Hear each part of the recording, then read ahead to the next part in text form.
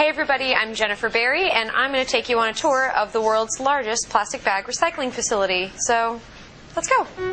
First, we head out to the loading dock, where millions of pounds of plastic bags and film are brought for recycling. You can see the variety of what's brought in. There are so many different colors and types.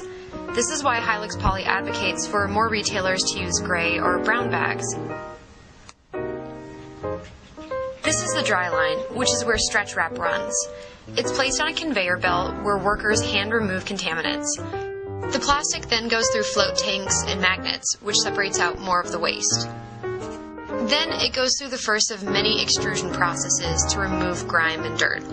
Extrusion involves melting the plastic to separate out contaminants, and you can see this plastic goop leaving the machine, and that's what they're cleaning off.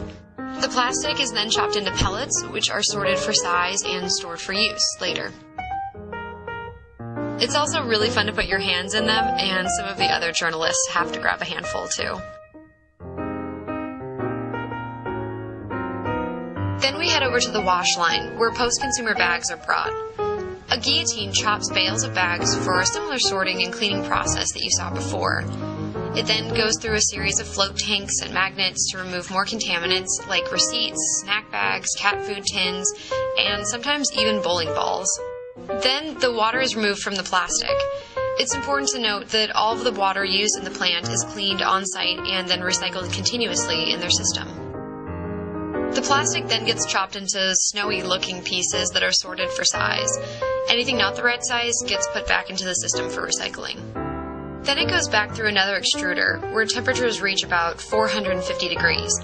The purpose of so many extrusion processes is to remove contaminants and moisture and to melt the plastic so it can be made into the right size.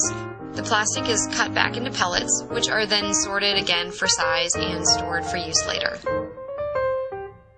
I know it sounds geeky, but I'm having a lot of fun being out on the floor right now. Scrap from the plant, like the cutouts from creating the handles on the bags or misprints, are put back into the process. Altogether, the clean, recycled pellets consist of both post-industrial and post-consumer materials and are called CNV, or Compounded North Vernon, which is the name of the plant. The pellets are used to make new recycled bags at their manufacturing plant next door, or some are shipped mostly by rail to other Hilux Poly plants.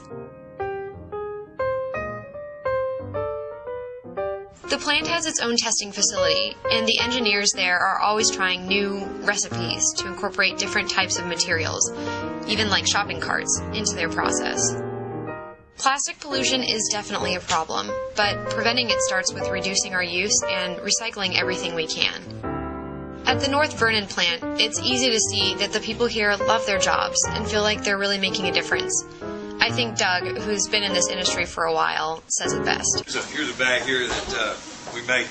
Pretty proud of and everything, but it actually says on here, this is made by Hilux, owner of the world's largest bag recycling center, proudly located in North Vernon, Indiana, where recycled bags are made into new bags.